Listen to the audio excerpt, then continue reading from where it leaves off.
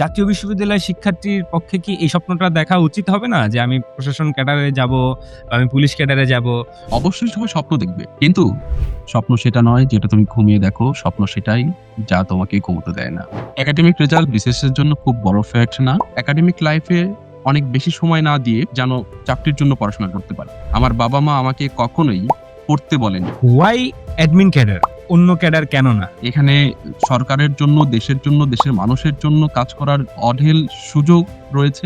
খুব অল্প বয়সে বিয়ে করা যাবে না। তাহলে হচ্ছে যে ক্যারিয়ারের যে বাধা আসতে পারে। আমার জীবনে যে নারী এসেছে সে আমার জন্য সৌভাগ্য বয়ে নিয়ে এসেছে।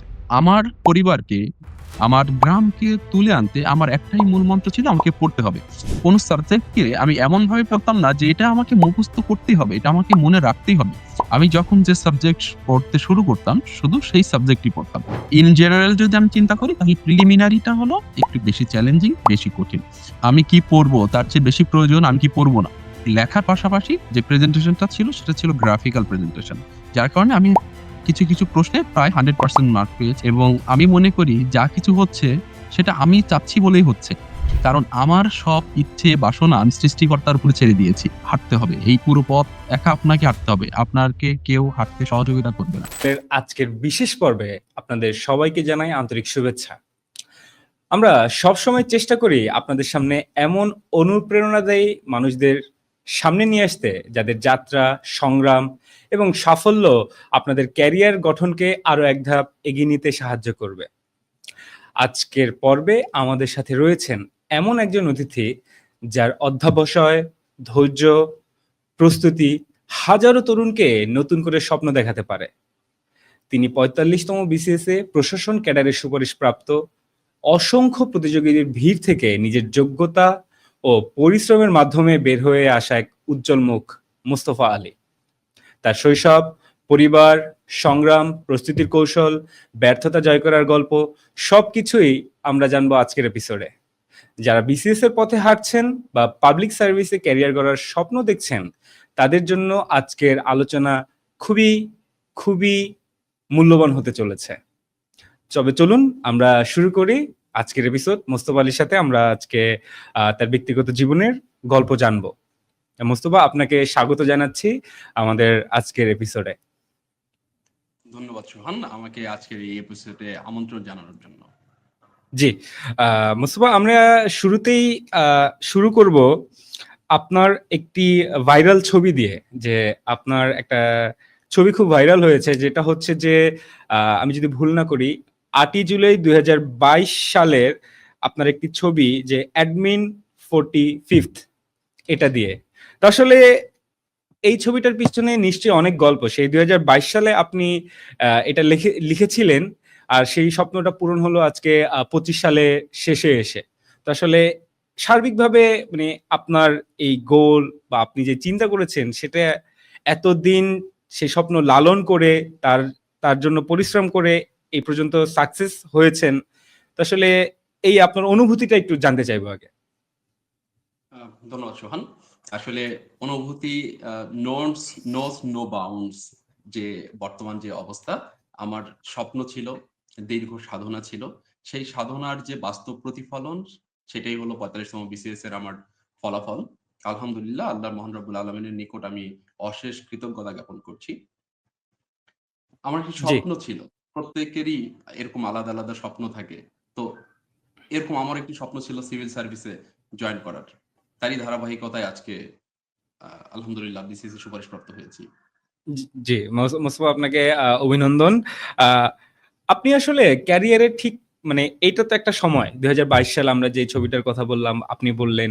তো আসলে ঠিক কোন মুহূর্তে গিয়ে কোন সময় আপনার মনে হয়েছে যে আপনার আসলে বিসিএস এর যাওয়া উচিত এবং সিভিল সার্ভিসে যাওয়া উচিত? একদম ঠিক কোন সময়টায় আপনার এই চিন্তাটা অঙ্কুরিত হয়েছে? আচ্ছা, আমার এই চিন্তার অঙ্কুরোদ্গম ঘটে আমি যখন ইন্টারমিডিয়েটে পড়াশোনা করি সরকারি আকবর আলী কলেজে। আমি সায়েন্স ব্যাকগ্রাউন্ডের স্টুডেন্ট। তো ওই মুহূর্তে স্যারদের দেখতাম যারা সিভিল সার্ভিসের কর্মকর্তা, এবং ওই সময়ে এসিল্যান্ড এবং ইউনো তাদের যে সম্মান, তাদের যে সবাই শ্রদ্ধা করছে, এই বিষয়গুলো আমাকে গভীরভাবে অনুপ্রাণিত করে। পরবর্তীতে আমি সিদ্ধান্ত নেই যে আমি সিভিল সার্ভিসে জয়েন করব। যার কারণে আমার এসএসসি ব্যাকগ্রাউন্ড থাকা সত্ত্বেও, সায়েন্স ব্যাকগ্রাউন্ড থাকা সত্ত্বেও আমি তখন নিজেকে অন্যভাবে প্রেজেন্ট করার জন্য মনস্থির করি। আমি তখন ডি ইউনিটের প্ল্যান করি। যে আমি কলেজ লাইফে ঠিক আছে আমার সায়েন্স ব্যাকগ্রাউন্ড আছে। আমি ঢাকা বিশ্ববিদ্যালয়ে পড়াশোনা করব এবং ঢাকা বিশ্ববিদ্যালয়ে এমন একটি সাবজেক্টে পড়াশোনা করব যেখান থেকে আমি আমার টাইম সেভ করতে পারবো। অর্থাৎ একাডেমিক লাইফে অনেক বেশি সময় না দিয়ে পাশাপাশি আমি যেন চাকরির জন্য পড়াশোনা করতে পারি। জি। তো এই ইচ্ছা এবং বাসনা থেকেই ডি ইউনিটে আসা এবং ডি ইউনিট থেকে পরবর্তীতে আমি ঢাকা বিশ্ববিদ্যালয়ের রাষ্ট্রবিজ্ঞান বিভাগে ভর্তি হই এবং সেখানে আমি যথেষ্ট সময় পেয়েছি প্রিপারেশন জি। নেওয়ার জন্য। জি, মোস্তফা, আপনি যেমনটা বলছিলেন যে আপনি আপনার পারিপার্শ্বিক জায়গা থেকে ডিসি, ইউনো, এসপি তাদেরকে দেখেছেন। তো সেই জায়গায় একটা অনুপ্রেরণার জায়গার কথা আপনি বললেন আমাদেরকে। আরেকটা ব্যাপার যদি আমরা এখানে মেনশন করি, যেমন আপনার পারিবারিক পরিবেশ যেটা বলি আমরা, একদম ঘরের পরিবেশ আসলে কি আপনাকে কতখানি উদ্বুদ্ধ করেছে?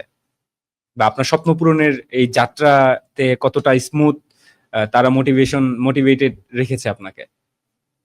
আচ্ছা, সত্য বলতে যে বিষয়টা আমার যে পারিবারিক যে অ্যাম্বিয়েন্স সেটা আমাকে এই বিষয়ে কখনোই অনুপ্রাণিত আসলে বাস্তবিকভাবে করেনি।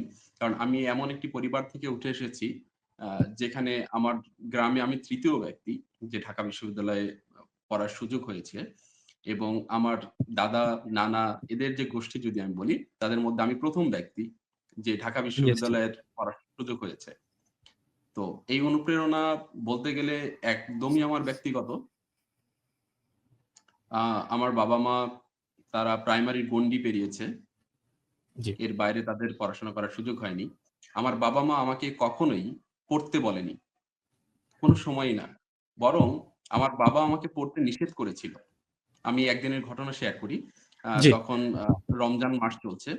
আমি পড়াশোনা করছি। তখন সম্ভবত রাত ২:৩০ বা ৩টা বাজে। অর্থাৎ সেহরির সময় হয়ে গেছে। আমার বাবা ঘুম থেকে উঠেছে সেহরি করার জন্য। তো দেখছে যে আমি পড়াশোনা করছি।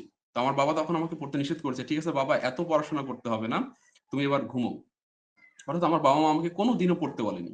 বরং বেশি পড়তে নিষেধ করেছে। তো এই ছিল আমার আসলে পারিবারিক পরিবেশ। জি, একদমই। আপনি যেটা বলছিলেন, আমরা আসলে যদি খেয়াল করি বাংলাদেশের আর্থসামাজিক বাস্তবতায় মধ্যবিত্ত, নিম্ন মধ্যবিত্ত পরিবার থেকেই আপনি উঠে এসেছেন। আসলে বাংলাদেশের বাস্তবতাটা অনেকটা এরকমই আরকি। সিংহভাগ শিক্ষার্থীদের পরিবার বা এই জায়গা থেকে আ যে সেই জায়গা থেকে আপনি আপনার ব্যক্তিগত মোটিভেশন এর জায়গাটাই মূলত আপনাকে এতদূর টেনে নিয়ে আসছে। আপনি যেমনটা বলছিলেন। আসলে একদম স্পেসিফিক যদি বলি যে why অ্যাডমিন ক্যাডার? নট অন্য ক্যাডার কেন না? যেখানে পুলিশ, তারপরে হচ্ছে ট্যাক্স, যেটার প্রতি মানুষের এখন অনেক বেশি ঝোঁক থাকে। তারপরে এরকম তো আরো অনেক ক্যাডার আছে।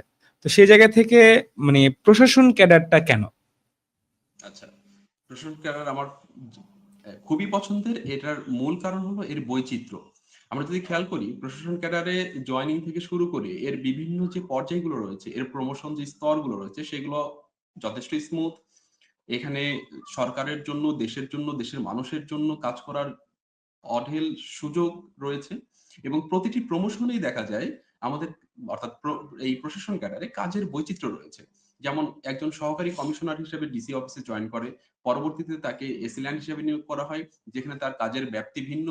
এরপর সে প্রমোশন পেয়ে যখন ইউনো হয়, তার কাজের ব্যাপ্তি আরো বৃদ্ধি পায় এবং তার কাজের বৈচিত্র্যতা বৃদ্ধি পায়। পরবর্তীতে এডিসি বা ডিসির কথা যদি বলি, অর্থাৎ প্রতিটি প্রমোশনেই কাজের বিভিন্ন বৈচিত্র্যতা রয়েছে। এছাড়া বিভিন্ন মিনিস্ট্রিতে, বিভিন্ন অধিদপ্তর, পরিদপ্তর, বিভিন্ন প্রজেক্ট এইসব জায়গায় যে কাজ করার যে অভিজ্ঞতা, তাতে করে একজন সিভিল সার্ভেন্ট হিসেবে অ্যাডমিন ক্যাডারের একজন কর্মকর্তা, সে বিপুল পরিমাণ অভিজ্ঞতা অর্জন করে, যেগুলো তাকে পরবর্তী জীবনে আরো বেশি স্পৃহা তৈরি করে। এই বৈচিত্র্যের জন্যই মূলত অ্যাডমিন ক্যাডার আমার খুব বেশি পছন্দের। আর তাছাড়া সামাজিক যে স্বীকৃতি, সামাজিক যে সম্মান সেটা তো রয়েছেই। জি। আর আ সন্তান, স্ত্রীদের যদি একটি সিকিউরিটির কথা বলি, সেটাও এখানে বেশি। জি, একদমই আপনার কথা থেকে আমরা পরিষ্কার যে কেন আপনার অ্যাডমিন ক্যাডারটি কেন আপনি বেছে নিয়েছেন। তো এখানে আমরা দেখেছি যে আমি যদি আপনার ক্যাম্পাস লাইফ থেকে ধরি, আ আপনি অনেক বেশি যুক্ত ছিলেন বিভিন্ন কাজের সাথে। নানা বিষয়ের সাথে আপনি যুক্ত ছিলেন, আর প্রায় সময় উৎফুল্ল থাকতেন আপনার সহপাঠী বলি বা আপনার বন্ধু বা অন্য জায়গা থেকে। তো এরপরে যেটা আর কি একটা জিনিস দেখা যায় যে, যেটা শোনা যায় আর কি, যে বিয়ের ক্ষেত্রে যে খুব অল্প বয়সে বিয়ে করা যাবে না, তাহলে হচ্ছে যে ক্যারিয়ারের যে বাধা আসতে পারে বা আরো অনেক ব্যাপার থাকে, যে বাংলাদেশের বাস্তবতায় যেটা আর কি দেখা যায়। তো সেই জায়গা থেকে আপনি খুবই অল্প বয়সে আর কি আপনার পারিবারিক জীবন শুরু করেছেন। তো আসলে আপনার পারিবারিক জীবন, তারপরে হচ্ছে আপনার ব্যক্তিগত জীবন, ক্যারিয়ার, সব মিলিয়ে আসলে এটা আপনার কেমন সিদ্ধান্ত ছিল? বা যারা এই কথাগুলো এখন বলে বা এস্টাবলিশ সমাজে এই ন্যারেটিভ গুলো আসলে তাদের এই চিন্তাগুলোর বিপরীত আপনি জায়গায় গিয়ে আপনি একটা সাকসেসের জায়গায় আপনি পৌঁছেছেন। তো আসলে এই বিষয়টা আপনি কিভাবে দেখেন, বা কি এই ব্যাপারটা নিয়ে আপনার আসলে মন্তব্যটা কি থাকবে? কেমিস্ট্রিতে একটা বিষয় আছে যেটাকে আমরা অনুঘটক বলে থাকি, ক্যাটালিস্ট। অর্থাৎ একটি রাসায়নিক বিক্রিয়া যখন হয়, তখন অনুঘটকের কাজ থাকে সেই রাসায়নিক বিক্রিয়ার হারকে দ্রুততর করা অথবা মন্থর করে দেওয়া, অর্থাৎ দ্রুত করে দেওয়া অথবা ধীর করে দেওয়া। তো এটা নির্ভর করবে রাসায়নিক বিক্রিয়ায় কোন ধরনের অনুঘটক ব্যবহার করা হচ্ছে। একটি পুরুষের জীবনে নারী হলো আশীর্বাদ স্বরূপ। সে জীবনের প্রাথমিক পর্যায়ে মা, আর পরবর্তী পর্যায়ে স্ত্রী। এই দুজন নারী একজন পুরুষের জীবনে যে বিরাট একটি ভূমিকা পালন করে থাকে। তো কোন পুরুষের জীবনে যে নারী আসছে, সে কোন ধরনের অনুঘটক হিসেবে কাজ করছে? সে কি জীবনকে সামনের দিকে এগিয়ে দিতে অনুপ্রাণিত করছে, নাকি পেছনের দিকে ঠেলে দিতে পুশ করছে? এটা আমাদের হলো ফাইন্ড আউট করতে হবে। তো আমি মনে করি যে প্রত্যেকের জীবনে নারী আসুক, তবে সে অনুপ্রেরণার ঝান্ডা বয়ে আসুক। সে যেন পেছন দিকে ঠেলে না দেয়। এরকম নারী আসলে অবশ্যই সেটা আমাদের জন্য অনুপ্রেরণামূলক, আমাদের জন্য অর্জনের, আমাদের জন্য সৌভাগ্যের। এবং আমার জীবনে যে নারী এসেছে, সে আমার জন্য সৌভাগ্য বয়ে নিয়ে এসেছে। জি, একদমই মোস্তফা, আপনার কথা থেকে আমরা পরিষ্কার যে আসলে এটা আসলেই অনেকের জন্য আশীর্বাদ, অনেকের জন্য যে কি বলে যে তার জীবন আরো নিচের দিকে নেমে যায়। বাট আপনার ক্ষেত্রে এটা আপনার পারিবারিক জায়গা থেকে আপনার বেশ স্পেসিফিক ভাবে যদি বলি, আপনার স্ত্রীর সাপোর্ট আপনার অনেক বেশি মোটিভেশনের কারণ ছিল, যেটা আপনিও আর কি অনুঘটক বলে এটাকে সংজ্ঞায়িত করেছেন। তো আমরা যদি একদম আপনার বিসিএস জার্নির দিকে চলে যাই, সেক্ষেত্রে আপনি আসলে প্রস্তুতি কিভাবে নিয়েছিলেন, যেটা আমাদের অনেক দর্শক জানতে চেয়েছে, যে আসলে মোট কত সময় লেগেছে, কিভাবে আপনি প্রস্তুতিটা নিয়েছেন। আমি জানি যে এই কথা আপনি সবসময় শুনতে হয়, যে আসলে কেন, কিভাবে করেছেন, কিভাবে করলে আমরা আপনার মতো একটা সাকসেসের জায়গায় পৌঁছাতে পারি। তো আপনি যদি দর্শকদের জন্য ব্যাপারগুলো একটু বলতেন। অবশ্যই। আমার দিকটা কিছুটা ভিন্ন। আমাকে যারা চেনে, বিশেষ সোহান আমার বন্ধু, আমার গণরুমের বন্ধু। তো আমি একটু আ বহুমুখী পছন্দ করি। আমার জীবনটা বৈচিত্র্যে ঘেরা। এসএসসি এবং ইন্টারমিডিয়েট দুটোই আমার সায়েন্স ব্যাকগ্রাউন্ড ছিল। এসএসসিতে আমি জিপিএ 5 এবং এইচএসসিতেও জিপিএ 5 অর্জন করি। তো আমার পছন্দের সাবজেক্ট হলো, মানে আমি যদি প্রায়োরিটি করি, ১ম এ আমার ইংলিশ, সেকেন্ড আসবে আমার ম্যাথ। তো এই ইংলিশ এবং ম্যাথের প্রতি যে ভালোবাসা, এই ভালোবাসা পরবর্তীতে আমাকে বিসিএস এ এই প্রশাসন ক্যাডার অর্জন করতে অনেক সহায়তা করেছে। আমি যদি আমার জার্নিটার কথা বলি, আমার মানে ডাই অ্যান্ড হার্ড যে প্রিপারেশন, সেটা মূলত শুরু হয় 3rd ইয়ার থেকে, যখন দেশে করোনার প্রাদুর্ভাব চলছিল। আমি ওই মুহূর্তে বাড়িতে অবস্থান করি। আমি সকাল থেকে সন্ধ্যা পর্যন্ত প্রায় ৬ টি টিউশন অর্থাৎ প্রাইভেট ব্যাচ পড়াই।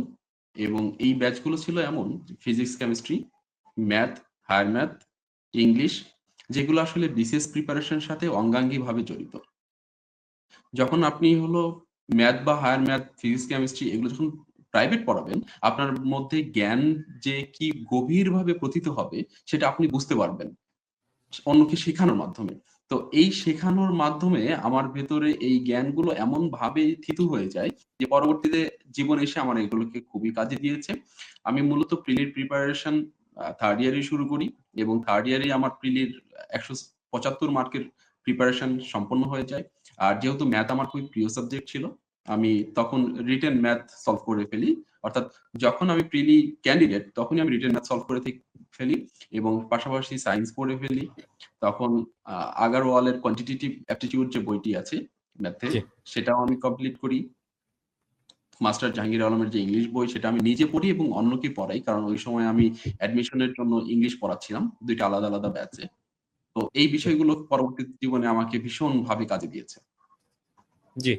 মোস্তফা আপনার মানে আমি চেক করছিলাম যে আমাদেরকে অনেকে ইনবক্সে মেসেজ করছে যে আসলে মোস্তফা স্যারের আমরা আসলে পড়াশোনার রুটিনটা জানতে চাই। আসলে তিনি কিভাবে পড়তেন?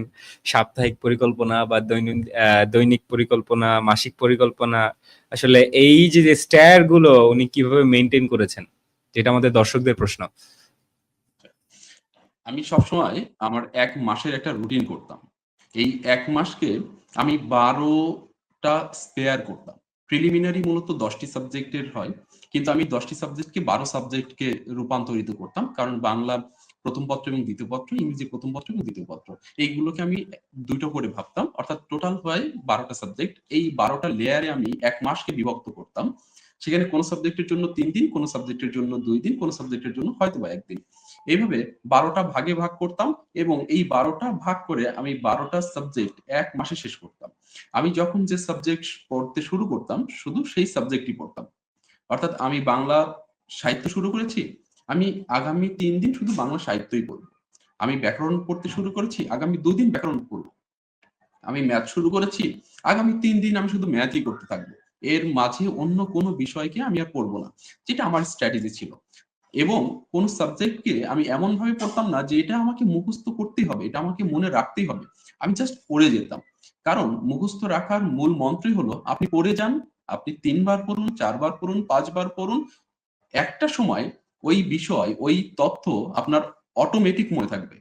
অর্থাৎ কোন জিনিস মুখস্থ করার প্রতি জোর না দিয়ে সেই জিনিসটি বারবার পড়ার প্রতি মনোযোগ দিন। আর যেগুলো ইনফরমেটিভ সেগুলো সবসময় নিজের চোখের সামনে টাঙিয়ে রাখুন। সেটা হতে পারে অর্থনৈতিক সমীক্ষা, সেটা হতে পারে অন্য কোনো সমীক্ষা অথবা কোনো ইনফরমেশন যেটা সাধারণত আপনার মনে থাকে না। কিংবা গণিতের সূত্রাবলী যেগুলো আমাদের চোখের সামনে থাকলে দিনে যদি আমরা একবার করেও দেখি তাহলে ৩০ দিন ৩০ বার দেখছি। আমার স্মৃতিতে এটা অটোমেটিক থেকে যাবে। সুতরাং মুখস্থের উপর জোর না দিয়ে পড়ার উপর জোর দিতে হবে। একদমই আপনি পরিষ্কার বলেছেন মোস্তফা। মোস্তফা আমরা তো আপনার যে স্ট্র্যাটেজির কথা আরকি আমরা জানলাম বা শুনলাম। দেন একটা ব্যাপার হচ্ছে যে মানে আমরা প্রায়ই দেখি বা আপনিও নিজেও এটার সম্মুখীন হয়েছেন, যেহেতু আপনি রক্তে মাংসের মানুষ। যে আ লাইক একই কাজ মানে যেটার মধ্যে অনেকে হয়তো মোটিভেশন হারিয়ে ফেলে বা অনেকভাবে হারিয়ে ফেলে, আবার কিভাবে গেইন হয়। যেমন এই পড়াগুলোর মধ্যে যেমন ফিকশনের মধ্যে একটা আনন্দ আছে। আনন্দ বলতে যে নতুন কিছু জানতেছি, একটা ঘটনার মধ্যে দিয়ে যাচ্ছি বা একটা লুপের মধ্যে দিয়ে যাচ্ছি। বা সেই ক্ষেত্রে এই যে রুটিন এগুলো প্রাত্যহিকভাবে ডেইলি মেইনটেইন করা খুবই কঠিন ছিল। এটা স্বাভাবিক, এটা কঠিন কাজ। তো আসলে এই যে মেইনটেইনটা করতে হবে বা করে রাখতে হবে, যে এইটা যাতে না ব্রেক হয় এই চেইনটা। তো সেই আসলে এই চ্যালেঞ্জগুলো যেসব ছোট, ছোট চ্যালেঞ্জ বা অবস্ট্যাকল ছিল সেগুলোকে আসলে আপনি কিভাবে ওভারকাম করেছেন? বা সেই রাস্তাগুলো কি? আচ্ছা, থ্যাংক ইউ। তো এটা বলতে গিয়ে আমি ছোট্ট একটা ঘটনার কথা বলি। আমি যখন গ্রামের মক্তবে পড়তাম, তখন আমাদের এক হুজুর ছিলেন, নিজাম হুজুর। উনি বলতেন, "তোমাদের যদি পেটে ক্ষুধা থাকে, তাহলে তোমাদের পান্তা ভাত আর হলো আলু ভর্তা মুখে অনেক স্বাদ মনে হবে। অনেক তৃপ্তি নিয়ে খেতে পারবা। আর যদি তোমাদের ক্ষুধা না থাকে, তাহলে তোমাদের সামনে যদি বিরিয়ানি, মোরগ, কোরমাও এনে দেওয়া হয়, তাহলে তোমরা খেতে পারবা না।" আসলে আমি পড়বো কি পড়বো না, আমাকে পড়তে হবে কি হবে না, সেই ইচ্ছে, সেই বাসনা, সেই চাহিদা এটা আমার ভেতর থেকে আসতে হবে। যেমন আমার যে বিষয় ছিল আমি একটি নিম্নবিত্ত পরিবার থেকে উঠে এসেছি। আমার শিক্ষা ছাড়া অন্য কোনো উপায় ছিল না। আমি বিজনেসের দিকে যেতে পারবো না। কারণ আমার সেই পরিমাণ যে অর্থের দরকার হয় সেটা ক্যাপিটাল আমার কাছে ছিল না। আমার পরিবারকে, আমার গ্রামকে তুলে আনতে আমার একটাই মূল মন্ত্র ছিল আমাকে পড়তে হবে। আমার সামনে আরো একটি বিষয় কাজ করেছে সেটা হলো আমি যাকে পছন্দ করতাম, আমি তাকে ২০১৮ থেকে পছন্দ করতাম এবং সে যেহেতু আমার ব্যাচমেট, তো স্বাভাবিকভাবে একটা ছেলের চেয়ে একটা মেয়ের বিয়ের একটু জি। দ্রুততর হয়। তো তাকে আমার পেতে হবে। তাকে আমি হারাতে দিতে চাই না। এই যে আমার ভেতর থেকে যে আ স্পৃহাটা আসতো যে তাকে আমার গেইন করতে হবে, এবং তাকে গেইন করার জন্য অবশ্যই আমাকে পড়তে হবে, আমাকে একটি চাকরি পেতে হবে। ঠিক একইভাবে এরকম অনেক ছেলে মেয়ে আছে যাদের পরিবার চাচ্ছে, অর্থাৎ নিজেকে চাইতে হবে, ভেতর থেকে আসতে হবে। যদি আপনার সেই উদ্যম থাকে তাহলে আপনাকে কেউ দমাতে পারবে না। এটাই মূলত এই যে লেগে থাকার মূল মন্ত্র বলে আমি মনে করি। একদমই আমাদেরকে পরিষ্কারভাবে খুলে বলেছেন যে আসলে মোটিভেশনটা কি। যে ব্যাপারটা আসলে এরকমটাই যে আপনি বলছিলেন যে আমার আর অপশন ছিল না পড়া ছাড়া। আমার পড়তেই হবে। নাহলে আমার এটা হারাবে, এটা হারাবে। বাট আমি এটা না করলে হবে না। দ্যাট মিনস হচ্ছে যে কন্টিনিউইটিটা খুব ম্যাটার, এবং এটার জন্য যেই পরিমাণ ডিটারমিনেশন প্রয়োজন সেইটা কনস্ট্যান্টলি ধরে রাখার একটা ব্যাপার। যে আমি আসলে এটাই করতে চাই, নাহলে আমার এটা হারাবে, আমার এটাকে পেতে হবে, আমার কমিটমেন্ট। দ্যাট মিনস এখানে গুরুত্বপূর্ণ জায়গায় উঠে আসছে যে কমিটমেন্টের জায়গা। জি, মোস্তফা, বিসিএস এর তো ৩ টা ধাপ থাকে। প্রিলিমিনারি, লিখিত, ভাইভা। আসলে এই ৩ টার মধ্যে আপনার কাছে ব্যক্তিগতভাবে আসলে কোন পার্টটাকে বেশি কঠিন বা চ্যালেঞ্জিং মনে হয়েছে? উম আ ব্যক্তিগতভাবে বলতে গেলে আসলে আমার কাছে কোনটিই চ্যালেঞ্জিং মনে হয়নি। আমি সবগুলোই আচ্ছা, খুব সহজেই উতরে গেছি। এত সহজে উতরে গেছি যেটা আমার কাছে মনে জি, হচ্ছে সবগুলো লেয়ার খুবই সহজ ছিল, এবং প্রতিযোগিতা করতে আমি ভালোবাসি। আমার কাছে যখন সামনে কোনো পরীক্ষা হয়, আমার কাছে আমি নিজেই নিজেকে চ্যালেঞ্জ দেই যে আমাকে এই চ্যালেঞ্জটা উত্তরণ করতে হবে। তবে ইন জেনারেল যদি আমি চিন্তা করি তাহলে প্রিলিমিনারিটা হলো একটু বেশি চ্যালেঞ্জিং, বেশি কঠিন। কেননা প্রিলিমিনারিতে অংশগ্রহণ করে প্রায় ৪ লক্ষ পরীক্ষার্থী, এবং এই ৪ লক্ষ পরীক্ষার্থী থেকে বাছাই হয় মাত্র ১০,০০০। যেটা আমরা প্রিভিয়াস আ যে এক্সাম গুলো সেখানে দেখেছি। তো এই ৪ লক্ষ থেকে ১০,০০০ এর মধ্যে আসাটা সবচেয়ে চ্যালেঞ্জিং, এবং পরবর্তী যে ধাপগুলো আমরা দেখি যে ১০,০০০ থেকে পরবর্তীতে রিটেনে যেহেতু 50% মার্ক কভার করলেই হয়, যদিও 46 এ সম্ভবত কিছুটা আ এর ব্যত্যয় ঘটেছে। যেটা ব্যত্যয় ঘটেছে বলে আমি মনে করি। তো 50% মার্ক কভার করলে ভাইবার জন্য সে যোগ্যতা অর্জন করে। তো সেটা বেশ সহজ। আর এর পরবর্তী যে ভাইবার জন্য ২০০ মার্ক ছিল, হয়তোবা ৪৭ তম বিসিএস থেকে এই মার্কটা ১০০ তে নেমে আসবে। তখন নেমে এটা আসবে। অত বেশি কম্পিটিটিভ হবে না বলে আমি মনে করি। তবে সবার জন্য বিসিএস প্রিলিমিনারিটা ক্র্যাক করা সবচেয়ে বেশি কঠিন। জি, আপনি এখানে পরিষ্কারভাবে বললেন যে আপনার কাছে কোনটাই কঠিন মনে হয়নি। সহজে উতরে গেছেন।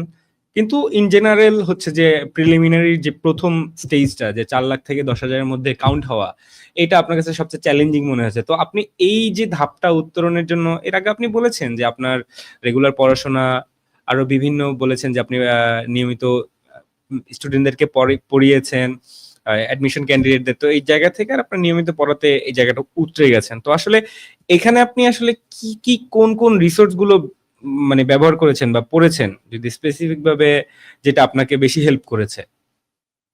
ওকে। আমি যদি সাবজেক্ট ওয়াইজ আসি, আমি বাংলার ১ম পত্রের জন্য পড়েছিলাম MP3, জর্জের MP3। তবে আ আমি অন্য সবাইকে সাজেস্ট করব অগ্রদূত পড়তে।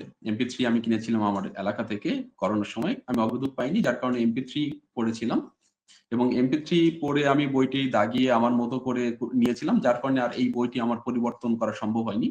বাংলা ২য় পত্রের জন্য ৯ম-১০ম শ্রেণীর যে ব্যাকরণ বই আছে, এই বইটি কে ব্যাকরণের বাইবেল বলা হয়। এই বইটি কমপ্লিট করলে, এবং বিরোচন যে অংশটা আছে সেই অংশ সৌমিত্র স্যারের যে জিজ্ঞাসা বই আছে সেই বই থেকে কমপ্লিট করলেই মোটামুটি বাংলা ১ম এবং ২য় পত্র কভার হয়ে যায়। জি। বাংলা আম এরপর যদি আমি ইংরেজির ক্ষেত্রে আসি, ইংরেজির জন্য জাহাঙ্গীর আলমের মাস্টার বইটি ভালো। এটা কভার করলে হয়ে যায়। এরপর হলো আ সাহিত্যের জন্য মিরাকল বইটি ভালো। তো জি। এরকম যদি আমি সাবজেক্ট ওয়াইজ আসি, তো এরকম বিভিন্ন সাবজেক্টের জন্য বিভিন্ন রাইটারের বই আসলে আমি কভার করেছি। জি, একদমই আপনার কথায় আমরা এটা হয়তো যে আমাদের যারা আমাদের কাজকে যারা শুনছেন তাদের জন্য হয়তো এই সাজেশন গুলো খুবই গুরুত্বপূর্ণ হবে। তবে দর্শক বলে রাখছি যে আমাদের আজকের এই শো এর জন্য কিন্তু কোনো কোম্পানি থেকে আমরা কোনো স্পন্সর নেইনি। এটা হচ্ছে যে একান্তই মোস্তফা আলীর ব্যক্তিগত অভিজ্ঞতা থেকেই উনি বলছেন। মোস্তফা, একটা ব্যাপার হচ্ছে যে আমরা প্রায়শই দেখতে পাই, বা যেহেতু আমিও বিশ্ববিদ্যালয়ে পড়েছি, একই জায়গায় ইনফ্যাক্ট আমরা পড়াশোনা করেছি। তো সেই জায়গা থেকে এই যে একটা লং স্প্যানের একটা টাইম আর কি প্রিপারেশন নিতে হয়। তো এই সময়টাতে দেখা যায় যে অনেকে টিউশনি করে তাদের জীবিকা নির্বাহের জন্য যেই অর্থ প্রয়োজন সেটি যোগান করে, আরো নানা উপায়ে করে। তো এই ক্ষেত্রে যে এটা জোগাড় করতে গিয়ে তাদের প্রস্তুতির ক্ষেত্রে হয়তো ঘাটতি কিছুটা হয়ে যায় বা হয়ে যেতে পারে। অনেকে মনে হয় যে এটা হচ্ছে বা ব্যারিয়ার হচ্ছে, সঠিক সময়ে দিতে পারছে না। আসলে এই যে প্রস্তুতির সময়টাতে নিজের অর্থনৈতিক যোগান বা বেঁচে বা দুবেলা ঠিকঠাক খাওয়ার জন্য এই অর্থনৈতিক যোগানের এই ব্যাপারটা আসলে আপনি কিভাবে যোগান করেছিলেন? এটা একবার বলবেন। আর যারা প্রিপারেশন নিচ্ছে, যে আপনার আমার মতো যারা মধ্যবিত্ত, নিম্ন মধ্যবিত্ত পরিবারের সন্তান, যাদের নিজেদের ইনকামেই নিজেদেরকে চলতে হয়, তাদের জন্য আসলে কি পরামর্শ দিবেন? আচ্ছা। আমি মূলত টিউশনের মাধ্যমে আ অ অর্থ সংস্থান করেছি এবং আমার এটা করতে ভালো লাগতো। আমি পড়াতে ভালোবাসি। আমি কাউকে নতুন তথ্য দিতে ভালোবাসি। আমি ১ম বর্ষেই ইউসিসি আ কোচিং এ অ্যাডমিশন কোচিং এর বাংলা শিক্ষক হিসেবে জয়েন করি। সেখানে বাংলা ক্লাস নেই এবং পাশাপাশি টিউশন করতে থাকি। এছাড়া আমি প্যারাগন কোচিং এ ইংরেজি শিক্ষক হিসেবে শিক্ষকতা করেছি। আমি ঢাকা থেকে টাঙ্গাইল এবং ঢাকা থেকে মানিকগঞ্জ গিয়ে ক্লাস নিয়েছি। যে বিষয়গুলো আমাকে হেল্প করেছে। তবে আমি টিউশন করিয়েছি প্রিলির রেজাল্টের পূর্ব পর্যন্ত। যখন প্রিলির রেজাল্ট হয়ে গেল তখন আমি দেখলাম প্রিলির রেজাল্ট এবং রিটেন এর যে গ্যাপটা, এই গ্যাপটা খুবই কম এবং এই সময় যদি আমি টিউশন করাই তাহলে আমার টিউশন জন্য যাওয়া আসা এবং পড়ানো বাবদ আমার প্রায় দিনে ৪ ঘন্টা করে নষ্ট হচ্ছে। আ তো এই সময়ে আ আ আমার পাশে আমার বর্তমান ওয়াইফ, সে আমাকে সাপোর্ট করে। আর আমার ওয়াইফ তখন তিনি ব্যাংকার এবং আমি জবে ঢোকার আগেই সে জবে ঢুকেছিল। তো তার থেকে অনুপ্রেরণা এবং নিজের জমানো কিছু টাকা ছিল, সেইগুলোর মাধ্যমে আমি আমার প্রস্তুতি শুরু করি। অর্থাৎ রিটেন প্রস্তুতি। এ সময় আমি কনফিডেন্স কোচিং এ রিটেনের জন্য ভর্তি হয়েছিলাম। এর মাঝেই মানবাধিকার কমিশনের প্রিলিমিনারির জন্য পরীক্ষা দেই। আমি আ প্রিলিমিনারিতে উত্তীর্ণ হই। রিটেন থাকে, অর্থাৎ আমার বিসিএস রিটেনের আগেই মানবাধিকার কমিশনের রিটেন হয় এবং সেই রিটেনে আমি অংশগ্রহণ করি। আলহামদুলিল্লাহ সেই রিটেনে আমি যোগ্যতা অর্জন করি এবং পরবর্তীতে ভাইভা দেওয়ার মাধ্যমে আমি জাতীয় মানবাধিকার কমিশনের সহকারী পরিচালক হিসাবে যোগদান করি এবং সম্ভবত আমি ১ম দিকের ঢাকা বিশ্ববিদ্যালয়ের ২০১৭-১৮ সেশনের একজন ছাত্র যে আ একদম আর্লি এজে একটি ১ম শ্রেণীর সরকারি চাকরি চাকরিতে আপনি প্রবেশ করেছিলেন। জি, আমার মনে আছে যে এটা আমাদের আমরা যা মানে দর্শকদের উদ্দেশ্যে জানিয়ে রাখা ভালো যে আমরা একসাথে মানে একই ব্যাচের স্টুডেন্ট। আমরা সবাই খুবই গর্বিত হয়েছিলাম যে আমাদের মধ্যে ১ম কেউ একজন এবং খুব বাংলাদেশের ৯ম গ্রেডে একটা চাকরিতে জয়েন করেছে। যেটা আমাদের সবার জন্যই আনন্দের ছিল আসলে। তো মোস্তফা, এখানে একটা ব্যাপার হচ্ছে যে আপনি রিটেন পার্টটাকে অনেক বেশি গুরুত্ব দিয়েছেন। যেটা আপনি বললেন যে আগে ক্লাস নিতে যেতেন। সেই জায়গা থেকে আপনি দেখছেন যে আপনার সময় কমে যাচ্ছে, যার জন্য আপনি আসলে ওগুলো ছেড়ে দিয়ে একদম একচ্ছত্র মনোনিবেশ করে আপনি রিটেনের জন্য প্রিপারেশন নিয়েছিলেন। আসলে রিটেন পরীক্ষাটার উত্তীর্ণ হওয়ার জন্য তো অনেক বড় সিলেবাস। তো সেই জায়গায় আপনি আসলে কিভাবে এত বড় জায়গা কভার করলেন বা আপনার আসলে ব্যক্তিগত স্ট্র্যাটেজি কি ছিল যে রিটেন উতরানোর জন্য? চাকরিতে কোয়ালিফাই করার জন্য ১ম যেটি দরকার, আমি কি পড়বো তার চেয়ে বেশি প্রয়োজন আমি কি পড়বো না। অর্থাৎ অমিট করা, বাদ দিয়ে দেওয়া। তো এই কাজটা আমি সহজে করতে পেরেছি।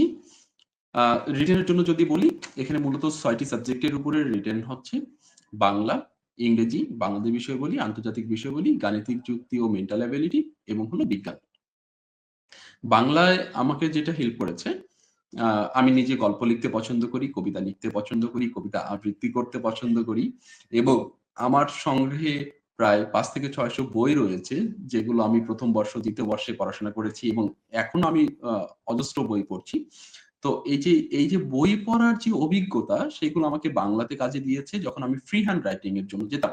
আসলে বাংলার প্রিপারেশনটা হওয়া উচিত ফ্রি হ্যান্ড, মুখস্থ নির্ভর জি, নয়। মুখস্থ আমি সেই অংশটুকুই করব, যে অংশটা আসলে আ ব্যাকরণের যে জি, পার্টটা সেইটা প্রয়োজনে আমরা মুখস্থ করব। কিন্তু অন্যান্য যে অংশগুলো রয়েছে বাক্য সম্প্রসারণ, সারাংশ সারমর্ম কিংবা এসে পার্ট অর্থাৎ রচনা, প্রবন্ধ রচনা, এই বিষয়গুলো আসলে ফ্রি হ্যান্ড লেখার জন্য অনেক বেশি কার্যকরী ছিল আমার ওই প্রিভিয়াস বইগুলো পড়া। এছাড়া ইংরেজির জন্য হেল্প করবে যদি কারো জি। রেগুলার ইংরেজি পত্রিকা পড়ার অভিজ্ঞতা থাকে এবং ফ্রি হ্যান্ড রাইটিং এর যদি এক্সপেরিয়েন্স থাকে তাহলে সেক্ষেত্রে যেটা আমাকে হেল্প করেছে।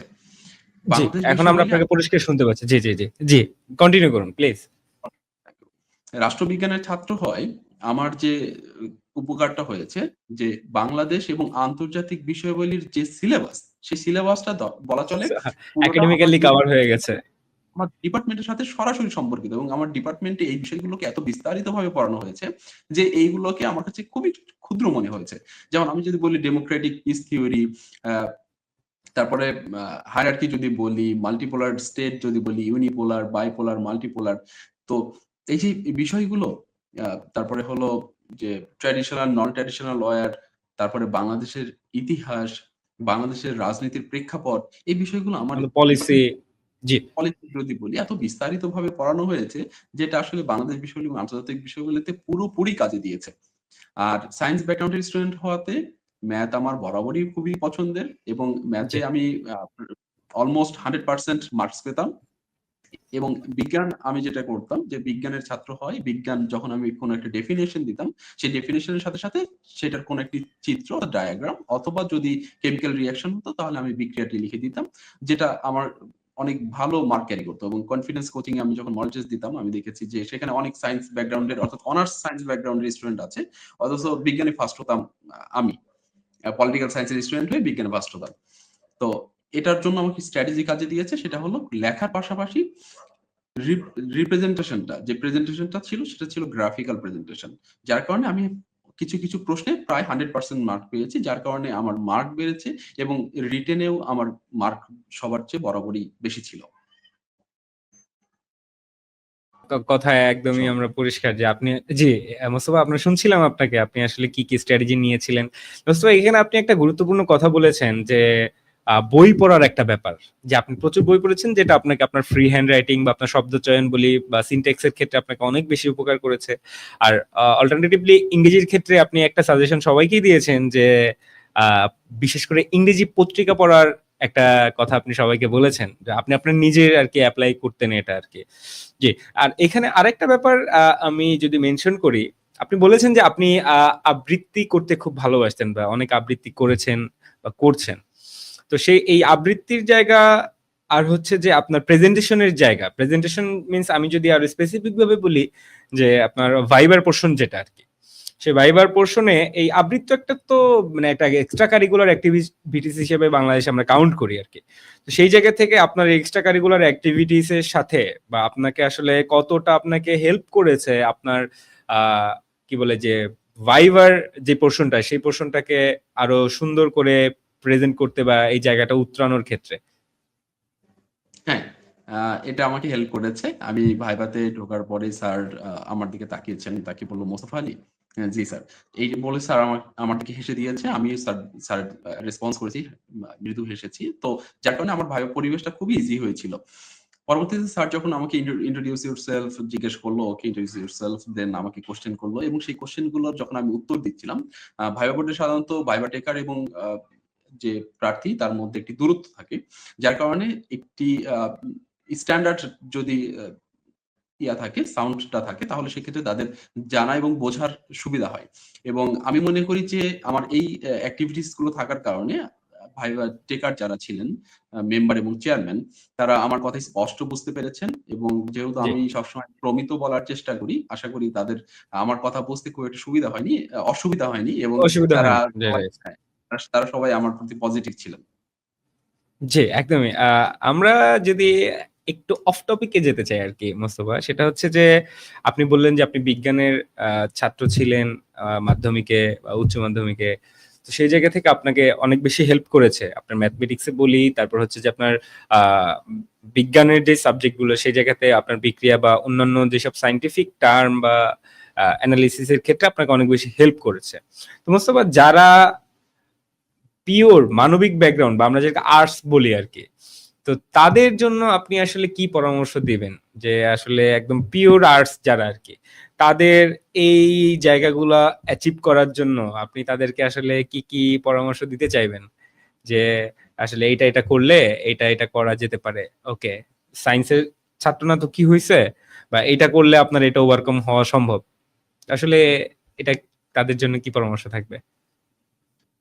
বাংলা বাংলাদেশ বিষয় বলি, আন্তর্জাতিক বিষয় বলি এবং ইংরেজি যে বিষয়গুলো আছে সেগুলো তো আমি পিওর আর্টস বলি আর সায়েন্স বলি, সবার জন্যই সমান। মোরলেস সবার জন্যই সমান। জি। তো পার্থক্য মূলত তৈরি করে বিজ্ঞান এবং হলো ম্যাথের জায়গাটা। তো ম্যাথের ক্ষেত্রে যদি বলি, যারা পিওর আর্টস এর স্টুডেন্ট তাদের তো 9-10 এ জেনারেল ম্যাথটা ছিল। আসলে আমাদের দেশের একটা বিটার ট্রুথ হলো মাধ্যমিকে মানবিক সাধারণত তারাই নেয় যারা গণিতে কিছুটা দুর্বল।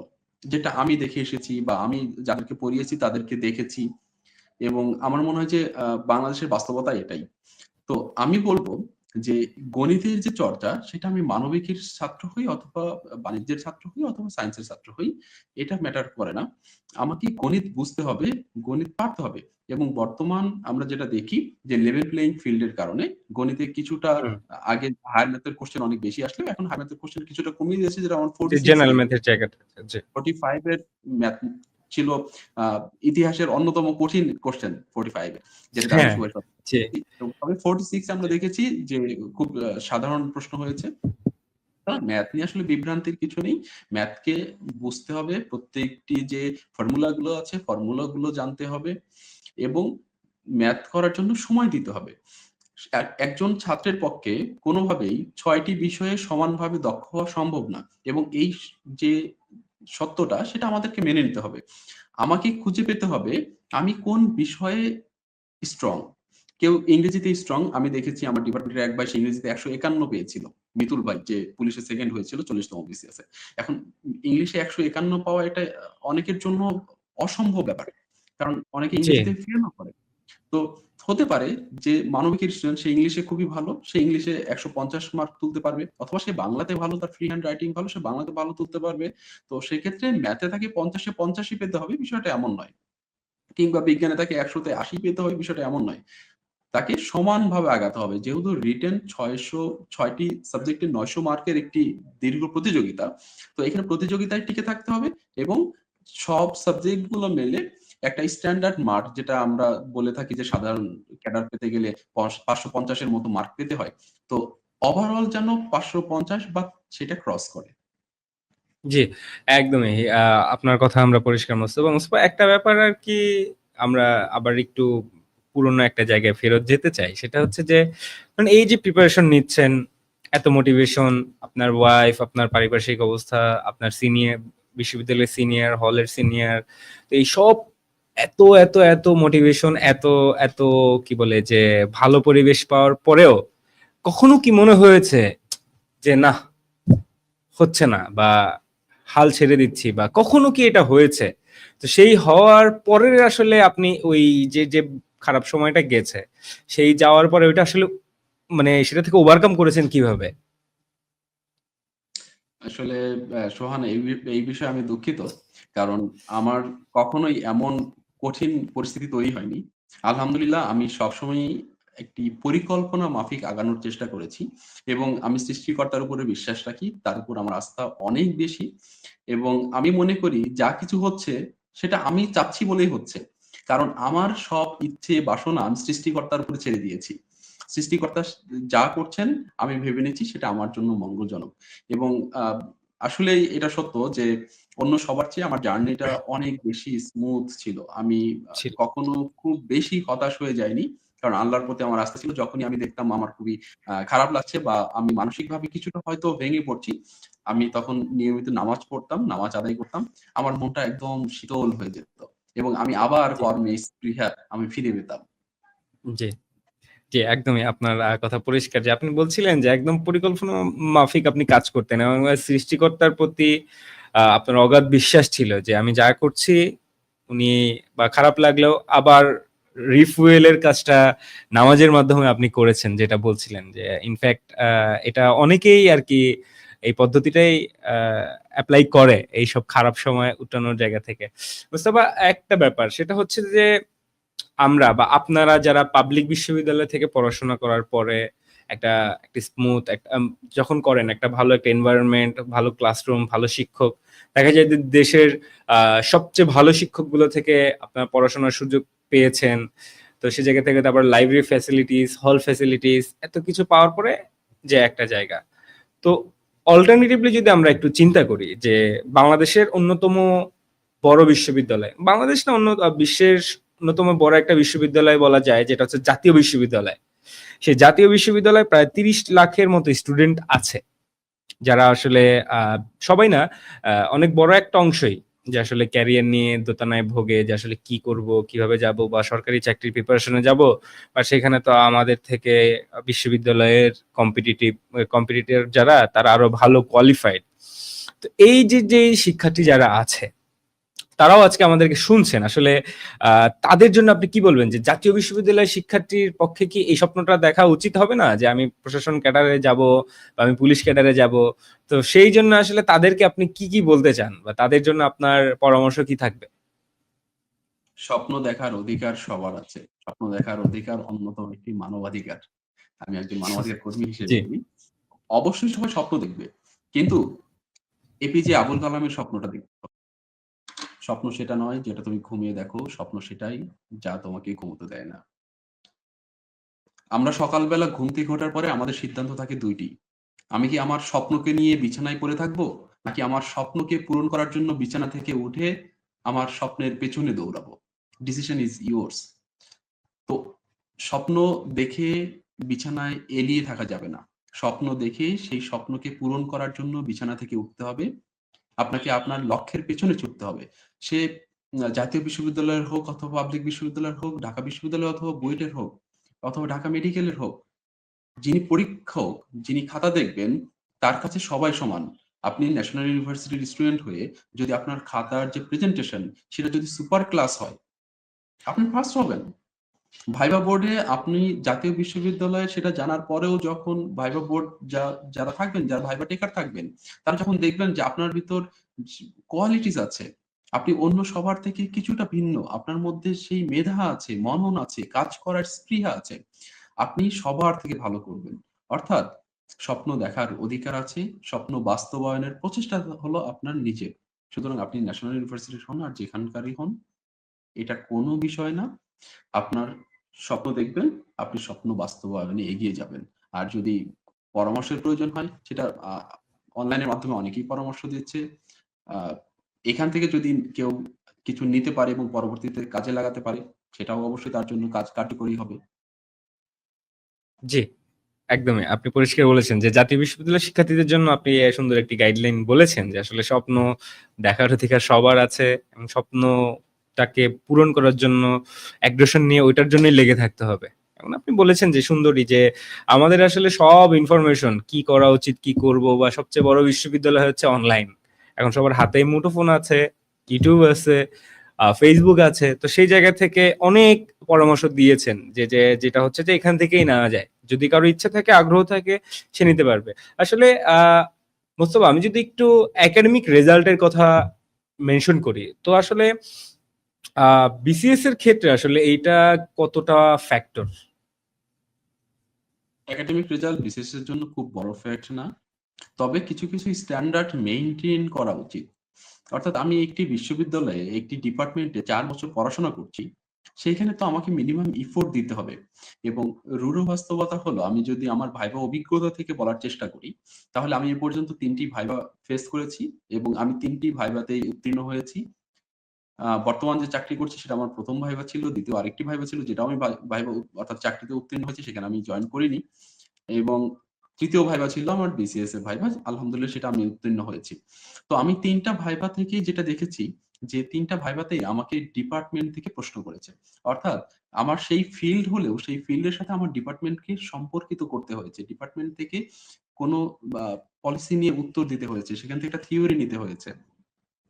তো স্বাভাবিকভাবে মানে যদি আমি ইন জেনারেল বলি, আপনার ডিপার্টমেন্টের সিজিপিএ ম্যাটার করে না। কিন্তু স্বাভাবিকভাবে আপনি আপনার ব্যক্তিকে চিন্তা করেন। আপনি আপনার নিজেকে প্রশ্ন করেন। আপনি একটি ডিপার্টমেন্টে ৪ বছর পড়াশোনা করেছেন। সেখানে তো আপনাকে একটা মিনিমাম এফোর্ট দিতে হবে। এবং সিজিপিএটা হলো আমাদের এফোর্ট এর একটা আউটপুট। সুতরাং রাইট। সিজিপিএ স্বাভাবিকভাবেই এটা বোঝায় যে আপনি আপনার অনার্স জীবনে একাডেমিক লাইফে ওই সাবজেক্টের প্রতি কতটুকু অ্যাটেনটিভ ছিলেন এবং পরবর্তী জীবনে যখন আপনি কাজে প্রবেশ করবেন, সেই কাজের প্রতি আপনি কতটুকু অ্যাটেনশন দিবেন, এটাও কিন্তু জাজ করা হয়ে যায়। জি, সুতরাং আমার রেজাল্টের মাধ্যমে। পরামর্শ ডিপার্টমেন্টের রেজাল্টটা অবশ্যই একটা স্ট্যান্ডার্ড সিজিপিএ বজায় রাখা উচিত। জি। আ মোস্তফা, আমাদের কাছে একজন দর্শক প্রশ্ন করেছিল যে রিসেন্টলি একটা ট্রেন্ড দেখা যাচ্ছে যে ইঞ্জিনিয়ারিং, মেডিকেল, আ বুয়েট একদম কোর যারা আরকি স্পেশালাইজড ফিল্ড এর যারা পড়াশোনা করেছে বা করছে, তাদের বিসিএস এ যাওয়ার একটা ভালো একটা ট্রেন্ড বা একটা ঝোঁক দেখা যাচ্ছে। যে আপনি আসলে একজন আ বিসিএস ক্যান্ডিডেট, সাবেক বিসিএস ক্যান্ডিডেট বা এখন আপনি সুপারিশপ্রাপ্ত একজন ক্যাডার হিসেবে আপনি আসলে এই এই প্রশ্নটাকে আসলে কিভাবে মূল্যায়ন করবেন? এটা হলো জেনারেল বিসিএস।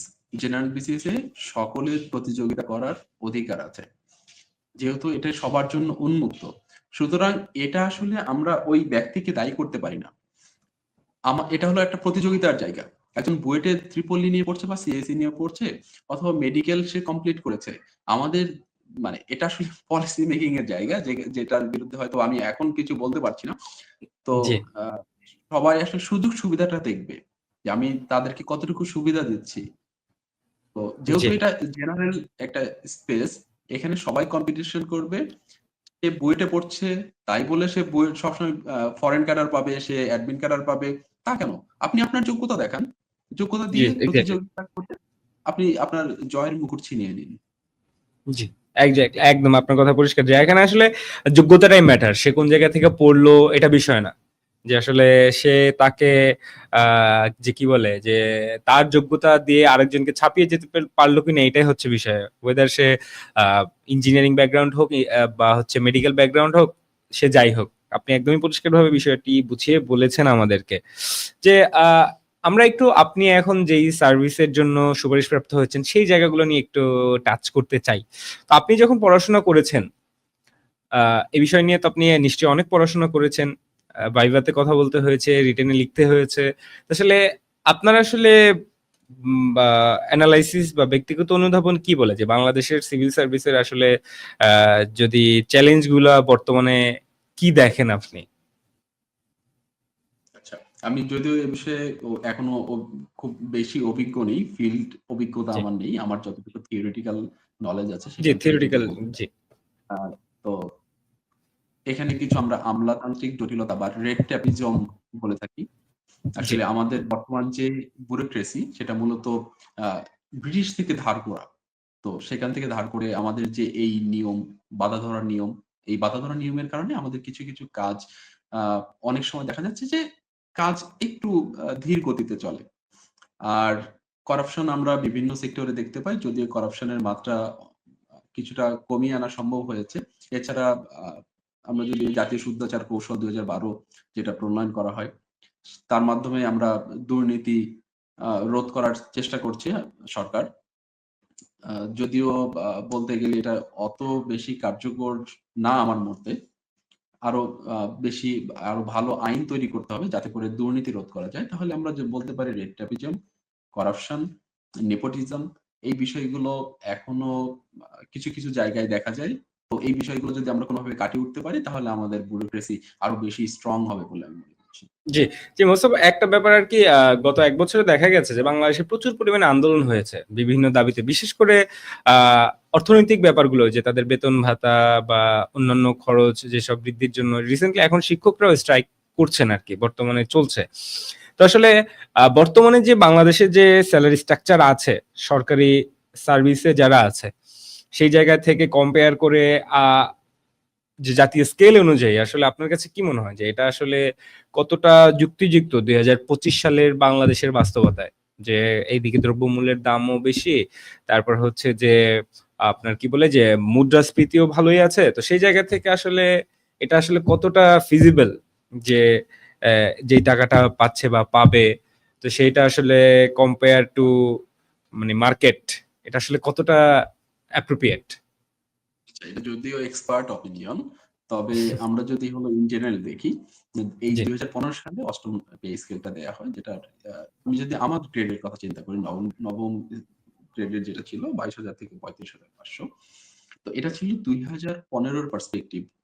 এখন ২০২৫ প্রতি বছর ৫% সেলারি, বেসিক সেলারি ইনক্রিমেন্ট হয়েছে। কিন্তু হয়েছে। ইনফ্লেশন দেখি আমরা মোর দ্যান 8% অর্থাৎ লাস্ট যে 8%, ইনফ্লেশন সেটাও মোর দ্যান 10% লাস্ট। জি। তো ইনফ্লেশন 10%, ইনক্রিমেন্ট 5%, এই যে 5% এর একটা সে গ্যাপ, গ্যাপ। এই গ্যাপে আমাদের জীবনযাপন যে প্রণালী সেটাকে অনেক কঠিন করে তুলেছে। এবং বাজার ঊর্ধ্বগতি, বাসা ভাড়া, যানবাহন খরচ, নিত্য প্রয়োজনীয় পোশাক, সবকিছুর যে দামের যে ঊর্ধ্বগতি, তাতে করে বর্তমান যে স্কেলটি আছে সেই স্কেলটি আসলে অসামঞ্জস্য বলে আমার মনে হয়। এবং সরকার চেষ্টা করছে পরবর্তী আরেকটি পে স্কেল দেওয়ার, নতুন পে কমিশন গঠন করেছে, তারা সুপারিশ দিবে এবং এটা বিবেচনাধীন একটি বিষয়। জি, একদমই। আমরা একদমই প্রায় শেষ পর্যায়ে চলে এসেছি। আমরা হয়তো সর্বোচ্চ ২ টা প্রশ্ন আমরা আপনার সাথে আলোচনা করব। একটা ব্যাপার আমরা যদি খেয়াল করি, গত ১৫ বছর বাংলাদেশে একটা যে কি বলে, একটা ফ্যাসিজম কায়েম হয়েছিল। সেই জায়গা থেকে ২৪ সালের জুলাই গণঅভ্যুত্থানের মাধ্যমে সেই রেজিমের পতন হলো। আসলে এইখানে আ বিভিন্ন গবেষণা, লেখালেখি এসব জায়গাতে দেখা যায় যে আ যারা সরকারি চাকরিজীবী ছিল বা আমলা যারা ছিল, বিশেষ করে এই আমলাদেরকে অনেক বড় একটা দায় সবসময় আরকি দেখা যায় যে দিয়েছে, যে তাদের একটা প্যাট্রোনাইজেশন ছিল, যে বিতর্কিত কিছু নির্বাচনে তাদের সমর্থন দেওয়া বা এরকম কিছু জায়গায় ছিল।